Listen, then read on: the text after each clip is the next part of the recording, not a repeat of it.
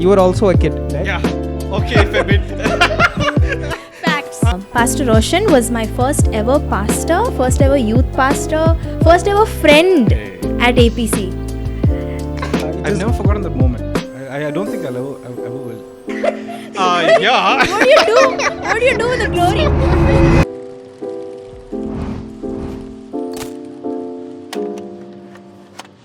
This is the day, hey, this is the day that the Lord has made, that the Lord has made. We will rejoice, hey, we will rejoice and be glad in it, and be glad in it. For This is the day that the Lord has made. We will rejoice and be glad in it. This is the day. This is the day that the Lord has made. So, hi everyone, welcome to the very first episode of WIP or Work in Progress. Today we have a very special guest that is very close to our hearts. He's going a little away from our hearts in some time, but still, this is a person that we hold very close. And I'll just open it up to Anu to sort of start with and introduce this person that we have. Yeah, I mean, we've heard many introductions for this person, and mostly it's by Pastor Sam. And he'll go like, this man is multi-talented, he's a multi-instrumentalist, sportsman, all that is true. Lies. But all that is true. But I think I would like to just give him the description that God gave David, that he's a man after God's own heart. And again, he's a skilled musician, all that. He's a father, he's a pastor, and he's a friend. And so, yeah, with that, we welcome our most dearest Pastor Roshan Jonas. Hey. Thank you. So, Roshan. Very sweet introduction. Thank you. Yeah, just We're to kick so things glad off. to have you here. Thank you. Just to kick things off, like Anu mentioned, right? Sam, you've been introduced a lot of times by a lot of people, right? Be it every APC event. Just super curious to know, how would you introduce yourself, right? How would you sort of go on stage and say that this is me? I would never do that. Say, hey guys, I'm Roshan. That's it. I'm from Bangalore. Yeah, simple, no. Yeah, very simple. No One of the most tagline. embarrassing introduction was done by the twins when we had this online youth conference. Oh, I think I've seen it. 2020. It was very good, but it was man. What did they say? They said a lot of things, bro. They said a lot of things. I think even my wife had a part in it. She helped them. But yeah, I mean, yeah. Oh, she gave some inspiration. Yeah. Hey, what is it They called had- for people who haven't seen it? It was the youth conference in 2020 on the road to Damascus. Damascus, that's what. So you all know where to sort of check that out. It's on Yeah. YouTube.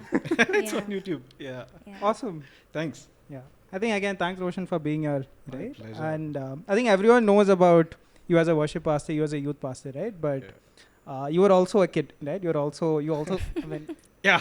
Okay, fair bit. Facts. right? So I think we know very Where little is this about, going, Febin? we know very little about how Roshan grew up, right? And probably where, at least me personally, right? So if you can just sort of share a little bit about your childhood.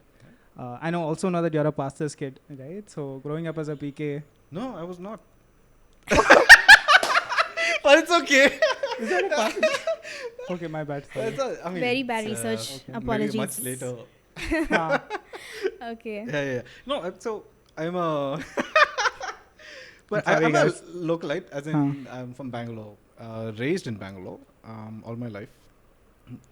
What? I was going to give the age, but let's just move on. But yeah, that's nothing much. I haven't lived outside of Bangalore, gone to another city to study or to work. So that's my childhood. That's just growing up here, all schooling and college and whatnot. It's just here. Proper localite. Awesome. Nice. Yeah. Okay, so when did your love for music start then? I was always inclined. So I come from a family of musicians, both from my dad's side and mom's side, but mostly from my dad's side. So dad played acoustic guitar. His father played the violin and the keyboard.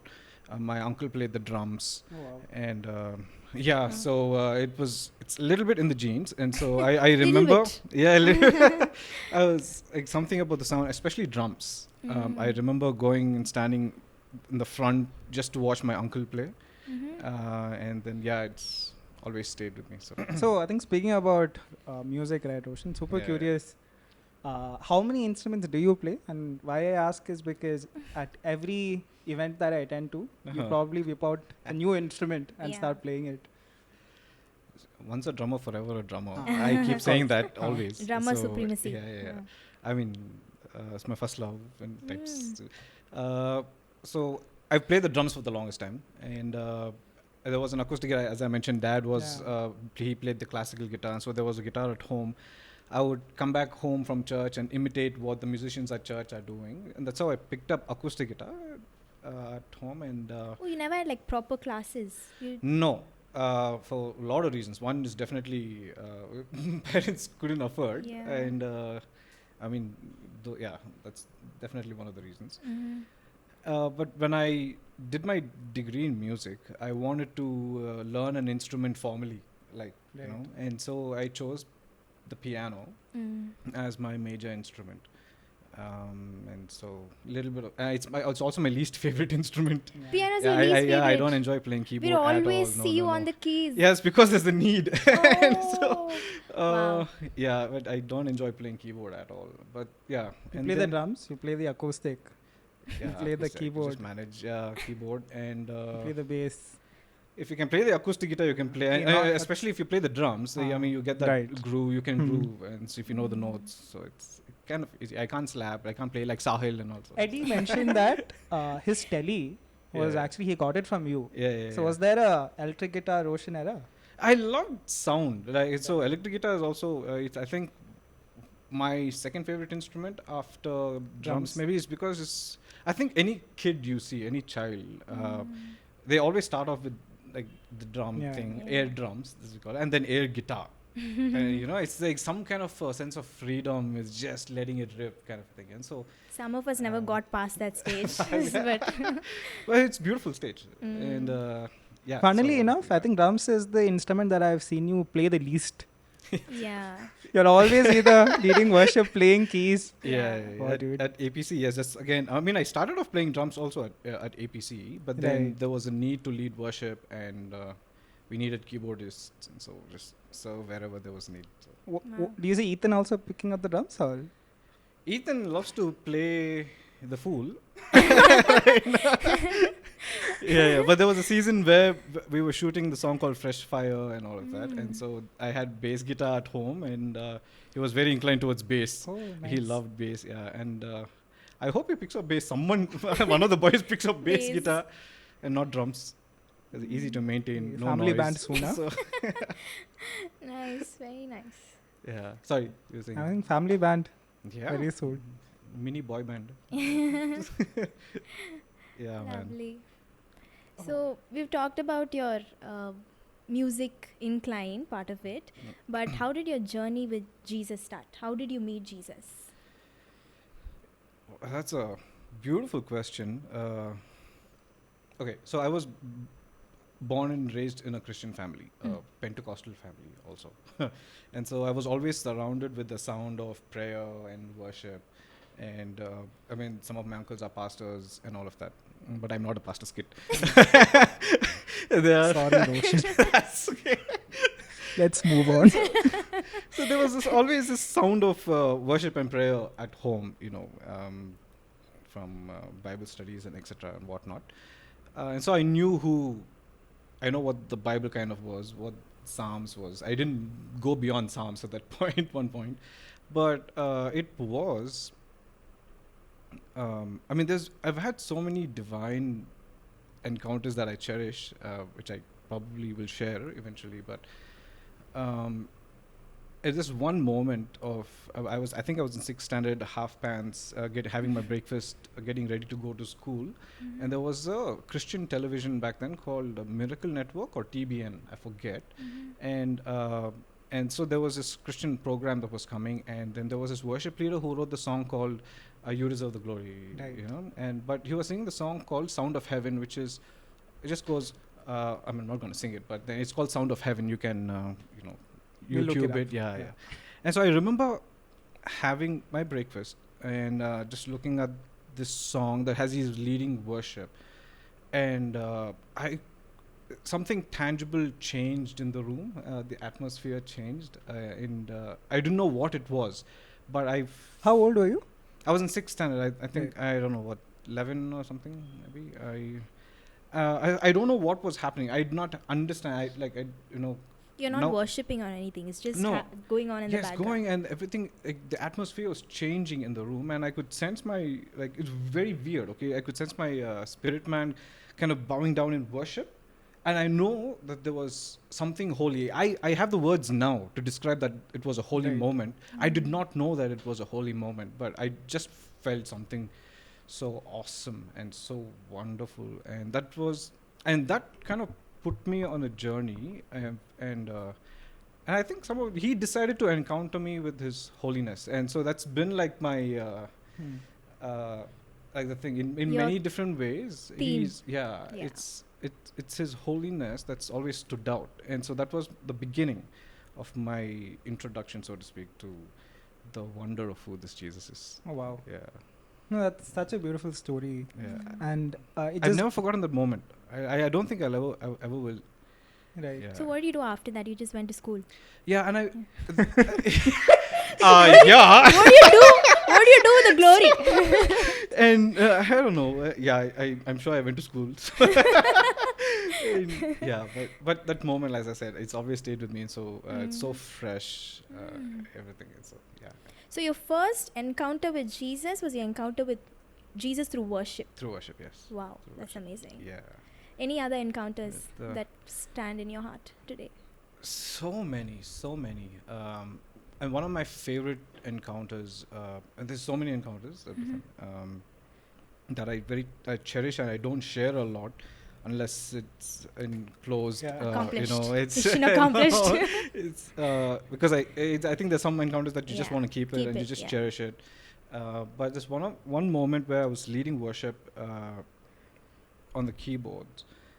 It was one of this events called SOAR, and it was like a 24-hour thing, Mhm. and we were doing that for 2 weeks This was at face to face, is it? in SciAx. Yeah, Right. Face to Face was conducting this event, and I was leading worship. It was just me on the keyboard, and I was just singing a song called "How He Loves Us," and then the Holy Spirit, I remember prompting me to read in the middle of the set, to read from Song of Songs, and I was just reading the scriptures, and it was, I mean, first of all, it was so weird. Like in the middle of the set, just me on the keyboards, and then he tells me to go to Song of Songs. Like not everybody's going to put their hand up and say Song of Songs is my favorite book in the Bible, and but as I was reading, again, this tangible presence, right? This and there was this weight of His glory, as we can say now. It was pressing my hand down, and I couldn't lift my hands up to play, and it just surrounded me so beautifully, and yeah, that's I remember those moments. It's very, very vivid. It's so clear, Wow. and like that, He's been very gracious to encounter me. And I cherish. Yeah, Jesus is beautiful. Yeah. I think sounds very, I think very inspiring and very, I think something to long for all of us, right? Yeah. But Longing is a beautiful word, and I Right. think that this is in 2011. Sorry, I interrupted no, you. No, but please go ahead. 2010 to 2011, I remember, is one of those defining years of my life where I believe that in the flesh that you can only long for Him so much, because there's a limit of how Right. much your flesh can long for. But it is, and I believe that He puts the desire in our hearts to desire for more of Him. And so, He did that. He was doing that in that season between 2010, mid 2010 to 2011, is that longing for Him. It was very weird. The only thing I did in that season, like for a year and a half, is I would have listened to hundreds of sermons and just read a lot. And I was, that longing, that desperation, this as the deer pants for the waters, what will you do if you don't drink water for 7 days? How desperate would you be? And that's the beauty is, and I love that word longing. So I'm sorry, I'm absolutely. just talking about it. Yeah, and if you could just have that longing for him, and he always responded. I think it's a secret. It's an open secret of heaven is where he always responds to a desperate cry. You see in Hagar in Genesis 16 is, or Hannah's prayer in First Samuel is that he responds to a desperate, helpless cry, like a wailing cry, and those are so long like that. And Jesus. waiting has become so hard these days, right? Patiently waiting. I think we live in a day and age of 10-minute groceries, Yeah. right? Even today, right? While you Learn were to play the guitar in 5 days. And I think that's a lesson, I think, to take forward, right? Patiently waiting. I remember the last time I met you, I think this was one thing that you mentioned as well. And I'm still looking for, it's one thing I still have to do, just sit there and wait, right? In my own personal room. But meeting Jesus or encountering Jesus is one thing, right? Yeah. And pursuing him is one. Yes. But also taking a decision to lead other people, right, into that space is a bigger one, right? It's a Yeah. bigger decision to take. So just very curious to know how you went about finding your calling, right? This is something that you want to pursue, and with conviction, follow it. Yes. I mean, it. See, I believe that you find your calling while you serve, Right. and in the waiting and in the serving, the calling comes. Disciples were doing what they were called to do or what they were supposed to do. Fish. Jesus went to them, and the shepherds were taking care of the flock in the night. Angels went to them.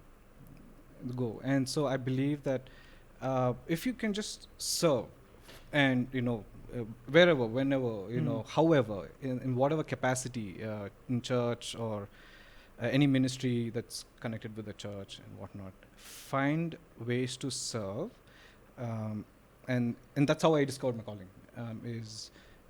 I was serving. I mean, we will not get to roll cables in heavens or arrange chairs in heaven. No setup, pack up in heaven. Yeah, no setup, pack up, and all of that. We have that strange privilege here Yeah. to fix the cables, to arrange the chairs, and that's how, as I was serving in the church, as I mentioned, right? I grew up in a Christian family. Yeah. Always went to church, Sunday school, everything, put the mats down, and so, and that's how I think there's this desire to worship. Yeah, and another time in my life, one of the darkest periods in my life is when I was 18. I failed in mathematics. Some of you already know the story. Sorry, guys. So I don't know this. Please, let's start from A to Z. yeah. So I was 18 and I failed in mathematics, PCMC, and you know how the Indian society can be if you fail Yeah. and Yeah. whatnot. Ayyo, One auntie from the wow. third house and the fifth house will already know. So says, "Hey, Roshan, what was your score? You failed." நீ படிக்கிற பையன் தானே? ஆமா. என்ன ஆச்சு? Yeah. So all of that was happening, and so that was. I mean, it one definitely easily a darkest and a hopeless situation or a time of my life, and I didn't know what to do. I genuinely didn't know what to do. Like if I go out, if I step out of the house, I know people will ask me questions, and there was no escape for me. And I remember the room where I was sitting, and this Bible Dad gave in 2003, and Oh, I wow. remember just flipping it to Isaiah 54, and I didn't know there's a book called Isaiah that was in the Bible, and I don't know who Isaiah was. I didn't know the context. I nothing. I just went. I flipped. I landed on Isaiah 54, and I just started reading, and reading, and how he gave hope to that during that time. And all I knew to do was I knew C F major and G major chord, and all I could do was sing some song. He is my everything was one of that, and he is my all. And so all I knew to do, all I could do, not because I was good at it. I didn't. It was an escape was worship, and that's why even now, like for me, and I say this, if you take that aspect of my life, like say I can look around this room and say that all of you might have like a secondary skill, like an architect or a doctor or an engineer or a video editor or a graphic designer, etc. I don't have a secondary skill to lean on, and so I will not know what to do or how to express, and yeah, If not for yeah, that's Not for why worship. worship Wow. matters. Yeah, I will not know what to do. Yeah. praise God. I think speaking of worship, right? We are so often we often very intertwine worship and. You want a We'll minute, take Roshan? a, we'll take a minute. Yeah, We'll it's take a okay. minute. Yeah, It's yeah, okay. Take a minute. Yeah. Yeah. Oh, Let's dwell in the You moment. should drink Yeah. your mocha also. Cold brew. Actually, like, I forgot to say this in the beginning, but like, Pastor Roshan was my first ever pastor, first ever pastor, first ever youth pastor, first ever friend at APC. Like, I remember I just came, I remember standing up when I was a newcomer, we want a pastor. Okay. Thanks, guys. Yeah, we've barely begun. Sorry. Now the audience knows. Yeah, So yeah, I remember standing up, newcomer, all that. For 2 years, two or more than 2 years, I only knew Pastor Roshan and Sharon. These were my only two friends. And I remember Pastor coming and approaching me, hey, can we talk after service? I was like, oh, okay. I didn't know he's a pastor and all who's approaching. I thought, yeah, sure. And then I realized he's a youth pastor. And I remember going back home in COVID and having no fellowship at all. Right. And Yeah. APC was my, it was my lifeline. Like we were talking, like I held Yeah. on to it during that time. And it was Sunday sermons where all three of us, my mom, my dad and I, we used to sit and watch the sermon, have that bread and one apple juice for communion. And Friday evenings, I used to wait for our youth meetings. And that's still, I know that I can look back and say, okay, it is that time, that time, if I was strong in the Lord, if I wanted to read the word, it's because of our youth team, your leadership, that really pushed me. Praise God. Thank you. And I mean it when I say you're like David. Like, we can see that. Like, you can see a worship leader on stage. You can see it when it's coming from their heart. And we see that in you. Hey, thanks, Anu. So, Thank you. Praise God. Yeah, I'm glad. Yeah. I'm glad. more to come. More to come. Yeah, Praveen, go for it. Yeah, I think again, like Anu mentioned, right? I think you're one of the persons that I really look up to when I say worship leader, right? When I hear the term worship leader, and I just wanted to get your thoughts on like what is worship, right? And we often very intertwine worship and music, right? Or worship and like a band, Right. or a 6-7 piece band, or 4 or 5 chords, Yeah. right? Does worship exist without music, right? Or what is worship? You want the short answer or the long Oh, answer? let's go for the long one, dude. Yeah. Oh, long answer. Okay. So the easy short answer is yes. It definitely 100% can exist without music. Yeah, and so worship is music is one of the aspects or an element or a vessel in how you can express worship. It is not the only aspect. It is not the only vessel where you express. You express through dancing or singing or painting now, and in everything that we can do is that's what worship is. And yeah, I think some wise person said that worship is a lifestyle, and then it's what it is, isn't it? It is a lifestyle in every aspect. How you live life, how you do life, how you pursue Jesus, how do you host him, how well do you treat one another. I think all of that is worship. It's in simple. I think we have complicated worship in the last 20 years, Yeah. and I might become a little controversial for saying this, but then we are flirting with this line where we've begun to worship. Oof. Yeah. Right, and it's very dangerous. and so suddenly, this. It's wonderful that there's this movement of worship. It's reaching to the ends of the earth. That's amazing. That's wonderful. We need that for that sound to be released.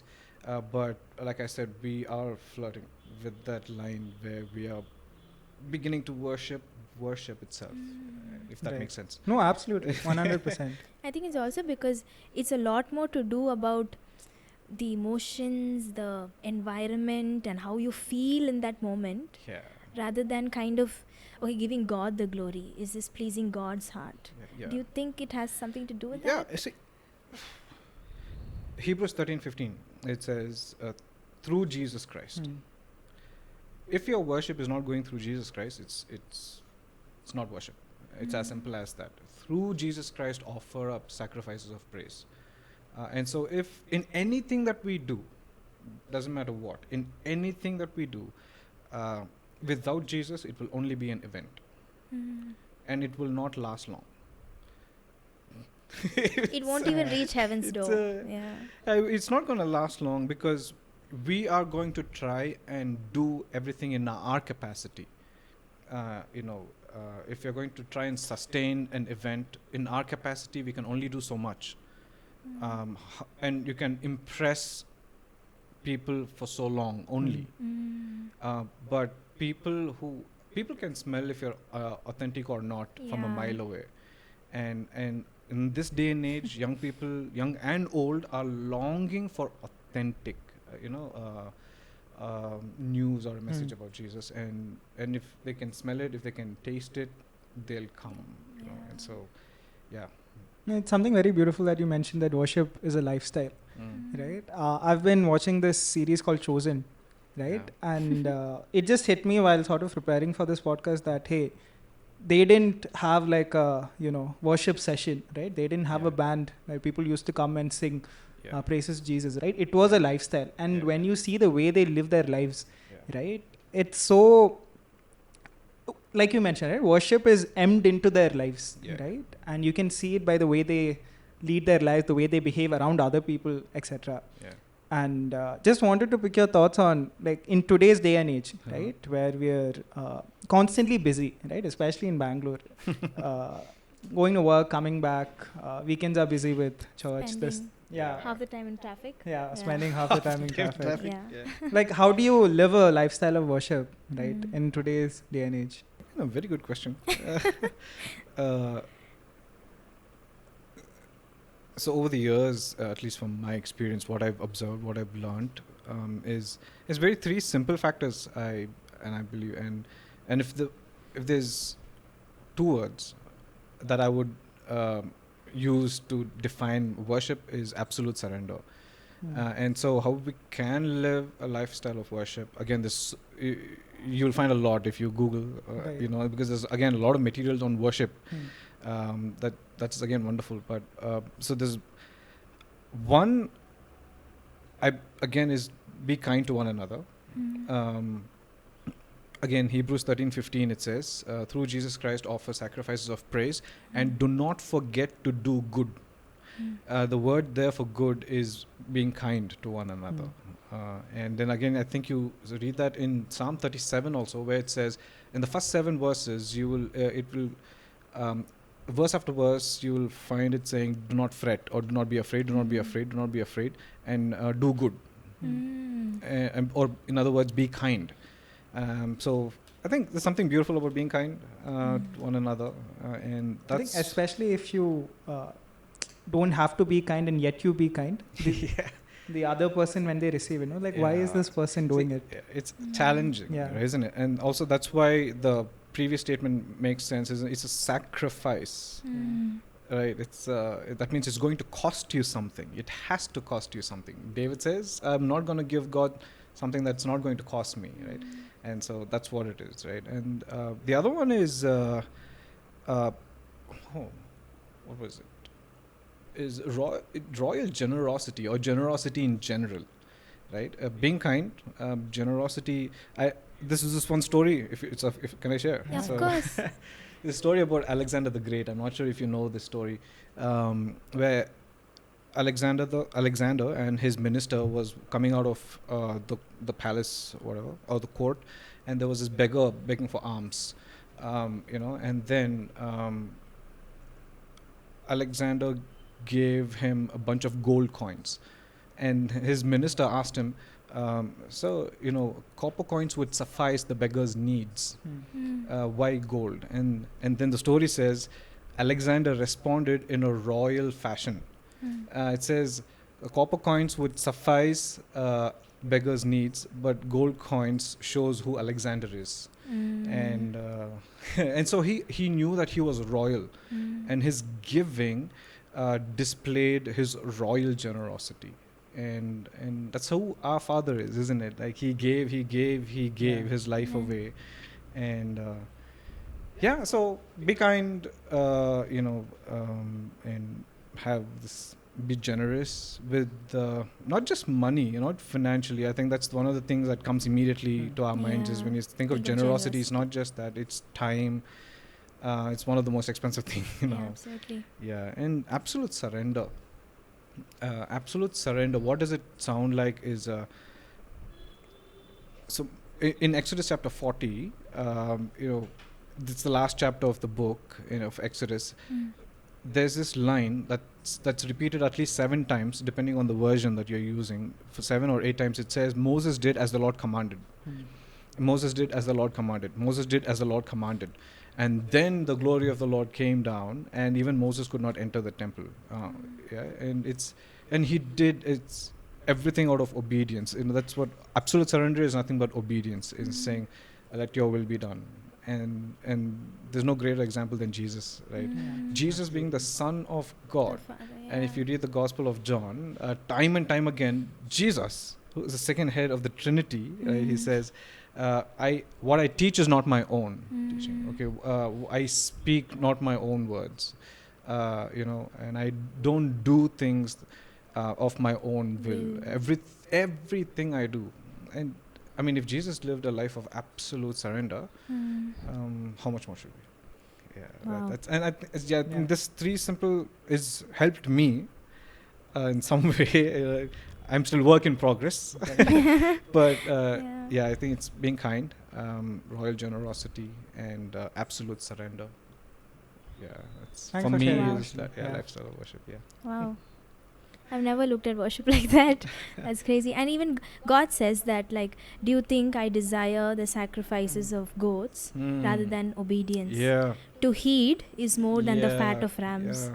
So God requires that, and it's that's the thing. It's like we think it's major obedience, like maybe following Christ. Yes. Of course that is, Yeah. but I think it gets us in those smaller acts of obedience, like Yes. during the day. Yeah. For me, like, okay, getting up in the morning, spending time with God, that is a time of worship. Yeah. Not for me, I've been recently struggling with, I just casually go into conversations that I'm not supposed to go into. So staying away from gossip or slander or whatever, I feel that is a form of worship. Yeah. So I think there are so many moments in a day Yeah. which could have been spent worshipping God, Yeah. but we worship either ourselves or the world. True. And Yeah. thank you, it's- Pastor. That yeah, was most that was welcome. amazing. Yeah. Thank you. So one other question that we had around worship was limiting worship, at least in church, right? In Sunday we have a 45-50 minute set, right? And structure versus spontaneity, right? Structure is very important, but also allowing God to move and giving him that room, right, is also important, right? Yes. So when we have that 45-50 minute set, right? So Right. do you think we're limiting God's ability to move in that 45-50 minutes? Or which is more important, structure or spontaneity? Or is it like a mix of both? Both is important. God doesn't need 45 minutes to move. Right.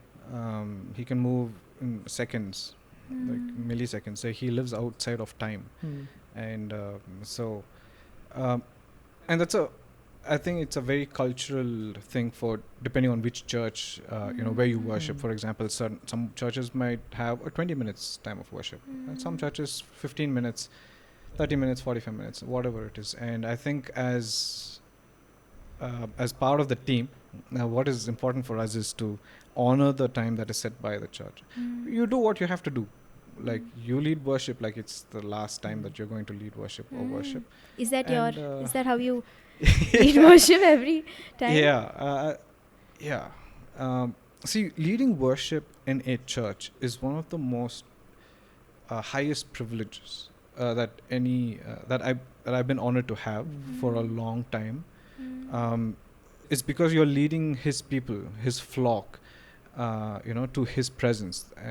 That kind of what Moses did, like, led the people of Israel to Mount Sinai. And it's incredible, Anu. And so we can't limit God to time per se. But then, in other words, we honor leadership of the church. Say, okay, this is the time that's, I'm not, as a worship leader or even as a worship pastor, I'm not going to say, oh, I'm the worship pastor, I'm going to go, take 5 more minutes, 10 more minutes. No, you do what you can do, and let God do what He has to do. Jeremy Riddle, he says, one of my favorite quotes, Jeremy Riddle is one of the worship leaders. He says, prepare like it depends on you and lead like it depends on Him. So prepare like it depends on you and lead like it depends on Him. So you do your homework, you prepare your chord charts, you do the structures, you know your song lyrics, all of that.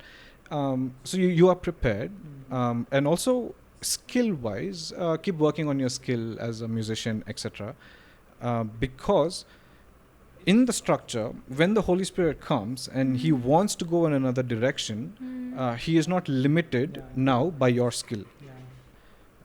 If that makes sense. For example, okay, he is impressing on your heart to do a certain song of a set, and then you are limited by your skill because you don't know the chords, you can't do that certain song, and then you like, it's not the end of the world and God's not going to stop moving, but then you've just lost that moment where He could move through you or do something new or release something fresh.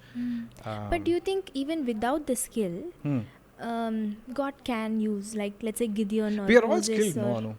Without skill, no, I don't think anybody is without skill. I think everybody has a specific skill set, a gift or a talent. But what you do with that is what skill is. It's not defined as, Bible doesn't define best. Bible doesn't say come before Him with the best worship. It says come before Him with skillful worship. Play skillfully before Him. And so you keep growing, right? And so you're saying if I don't brush up my skills or I don't work on it for God's glory and do my effort, I'm kind of limiting what God can do? Yes. Okay. That's my, Yeah, absolutely.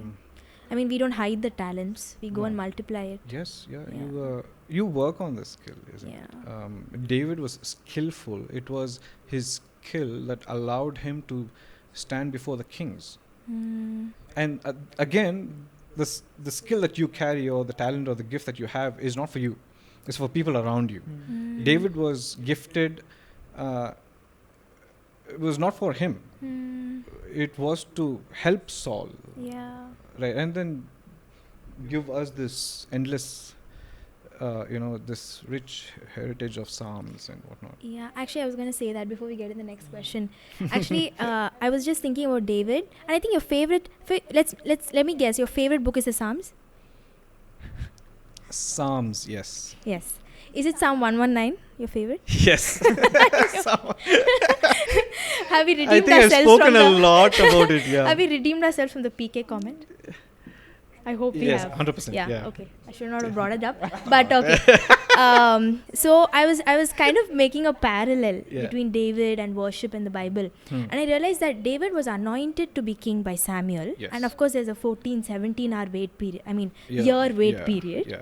Wish it was ours. But the first thing he did as his ministry or whatever, the first time he stood in front of a king was not for his oratory or his valor or anything. It was because he played the harp, and Saul could be delivered. Yes. So his first ministry, though he was going to be king, was his worship ministry. Yes.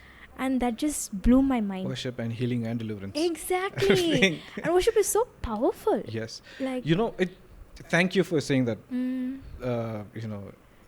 The devil knows the power of our worship. We don't know the power of our worship. I just really wish that we understood and know the power of your worship. The power, when you release that sound of worship, I hope that we realize like what we carry, what you can do when you release a sound. When you say just God is good, and His love endures forever. That was the famous song in the Bible. That's it. And God did amazing things with just those two simple lines, right? Worship is powerful. Yeah. It's very powerful. Yeah. So, Roshan, you'd mentioned about being a worship leader, right? I think that being one of the biggest privileges and honors, as in to lead the church, Yes. right, in worship. And what do you think makes a good worship leader? What do you? It's okay. So there's again the skill and the heart skill all the time, right? A good worship leader, I mean, as a worship pastor, or even a worship pastor for that matter, is you're seeing that, okay, is that person skillful? Is that person working on the skill, right? Or whatever it is, like if it's singing, playing an instrument, etc. So the skill wise, is he or she skillful? Is he working on the skill? Is he working on their leadership abilities, relational abilities, etc. And then there's the heart. Now I will go a lot more easier on the skill, because skill can be developed. I can help that person with the skill, but not as much with the character or the heart. Unfortunately, I can't. Only God can, and it's between the person and so then it's I ask these questions like, okay, are they humble? And are they teachable? Simple things like that, very basic fundamental characteristics like that, their integrity, their character, that all of that makes a good worship leader, I would say. 'Cause I share this with the team all the time, with the worship team, is I have zero tolerance for pride or entitlement. I have Insights. It's all insights. it's I'm privileged to hear this. I've heard this way too many because see, again, if I'm a worship leader, if my heart is filled with pride, God, Bible says that again in Hebrews 4, James 4, I think he resists the proud. And so I'm going before him with my bowl of worship, and then the last thing I want is, okay, stop. It's resisting me, right? And then verse after verse in Proverbs, I think Proverbs 6 or 16, Proverbs chapter 6, I think it says, it starts off by saying there's 7 things that the Lord detests. The first thing on the list is pride. The first, and something about pride that he cannot stand, he will not tolerate. Entitlement. That's why Lucifer fell. And it's so easy to go there also. It's very easy. It's very easy to go there. Yeah. And as musicians, the thing is, it's possible, because there's no saying what can happen to any individual. But and I think entitlement and pride is one of the most dangerous thing that can destroy the calling over a person's life. It will absolutely ruin your calling, your life, and the people around you as well. Your destiny will get destroyed because of pride and entitlement. Saying, okay, I'm the worship leader now. Hey, where's my apple juice? Why should I sit through the sermon? For example, that's all. I'm the worship leader now. I'm only going to travel. You want me to come and lead worship in your church? I'm going to only travel in C-class Benz or whatever, if there's a class like that. If it's or only a certain airline, etc. See, the thing is, I don't know. I zero tolerance for pride and entitlement. It will destroy the team also eventually, if a person with that character is in the team. Yeah, that will spread like virus. With great skill comes the great responsibility. I mean, it's so easy to fall into pride with great skill. Very easy, Awesome. Yeah, you guys are doing great, guys. Sam, what do you think? Yeah, Sam's happy. I think we're done with our questions, but maybe just to hear something personal from you. Have you had like any breakthrough encounters with worship, or this moment I worshipped and God just came for me, or something like that? It's happened too many times. I love this. It's happened, yeah. So many times.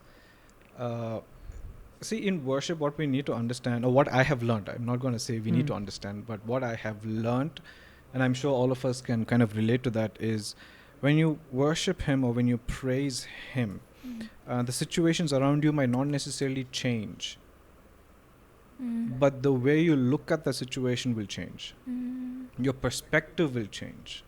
He'll open your eyes up to and help you see that greater is He who that is in you than he that is in the world. And that's what's happened time and time again in my life. Is I'm sure all of us here, we go through life, dark seasons of life, hopeless times, but when you worship, everything doesn't change immediately overnight, but then He gives you the strength. Those who hope in the Lord, those who wait on Him, will find strength, just for that day, just one more day, one more day. Isaiah 40, right? Do you not know, have you not heard that He is the everlasting God? Even the youths may faint and fall, but He gives strength those who hope and wait. I love those words there. Yeah, and so it's worship, waiting, hoping. It's not wishful thinking, as we say, right? I hope it rains today, I hope it doesn't rain today. But biblical hope is a joyful anticipation of what is good. That's breakthrough, in a sense, isn't it? A joyful I'm joyfully anticipating that there's a good time coming, that He is going to come through. But through that, as I walk through the valley of the shadow, I will continue to worship Him, because He is there. So there are certain elements of aspects of His presence that you can only experience in the valley. And Psalm 23 wouldn't be Psalm 23 without the valley. Yes. Yeah. He'll just be on the pastures if it wasn't for the valley. So, Yeah. Hey, thanks for sharing, Roshan. Yeah. Yes. Also, just to address the elephant in the room. Right? So, I think Roshan is not going to be with us for a lot more time. Can't imagine dude. worship ministry without you, honestly. That's good and bad. I Because think, of I course think change is good, but we can't imagine it without you. So I've been coming to APC for about, I think, 1.5, 2 years now, and this is the first major change I feel that has hit me. And I was not I still remember that day. I think it was Retreat, dude. Jan 26th. Yeah, man. I'm like, my God. And I was in denial for the longest time. And then, it's finally happening. How do you feel? Yeah. I'm excited for Joyful this anticipation. season. Joyful anticipation. Yes. Yeah. So, I mean, this insight, so God has always spoken to me through seasons in life. At least from the time I was 18, He would say, my season in a certain place is done. And my season in call center was done. My season in the music college was done, etc. But He would not necessarily say what next and where next. And so I remember 2019 September, for the first time, Him saying that my season in the city of Bangalore is done. I went into full panic mode because, like I shared, all I've known is Bangalore as a city. Every nook and corner where you get the best biryanis and all that. Benne dosa. Benne dosa. Hey, where do you get the best biryani? Everywhere, bro.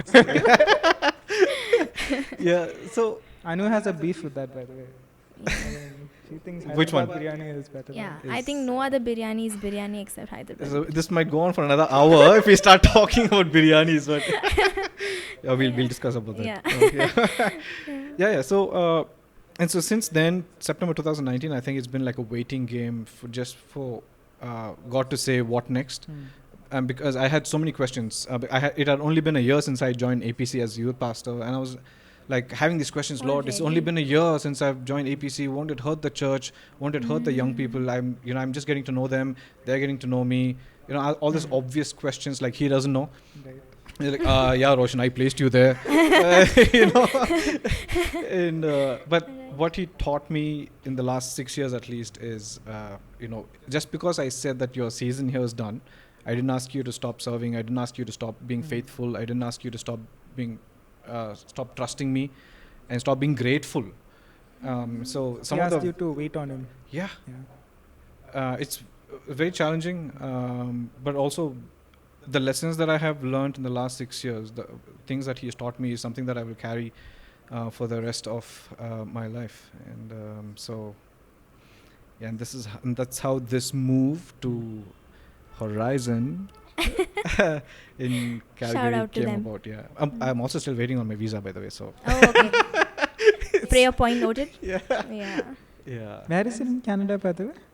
Calgary, Calgary. yeah. We'll visit one day. Yes, mission trip. One day. Mission trip to Canada. Yeah, the youth Yeah. pastor is here, so start international Yeah. missions, Sam. We'll send that invoice. Yeah. Yeah, I'm excited about this new beginning, this new season I'm Mm. stepping into. And if God is doing something new in my life, I'm also very sure that He's doing something new in the team's life, the APC worship Mm. team's life. It's not just me, Yeah. and he's not selfish. He's not only bothered about my life, right? There are 50 other people in the team, and so I'm excited about what God's going to do with our team, with the youth, and with the worship ministry as well. I'm so looking forward. I'm going to absolutely. be rooting. Yeah, Praise God. super stoked. And Yeah. I think one very, at least my manager tells me this, right? So it's very important that you raise other managers within your team, Mhm. right? And it's so heartening to see other young leaders rising Yeah. up, Yeah. and so much possibility, right? Yes. Yes. And yeah. yeah, Roshan, thank you, Yeah. thank you Yeah. for. Before we end, though, what is Yeah. the one thing you'd like to tell our youth? Youth. Just, yeah, just. Don't waste your time. Yeah. I would say in the time that you have, the only thing that I don't regret, but one of the things that I wish that I had done. See, the life only gets busier with busy means with just more added responsibilities with the family, getting married, etc. All of that, all that. It's Want some gonna water, it's,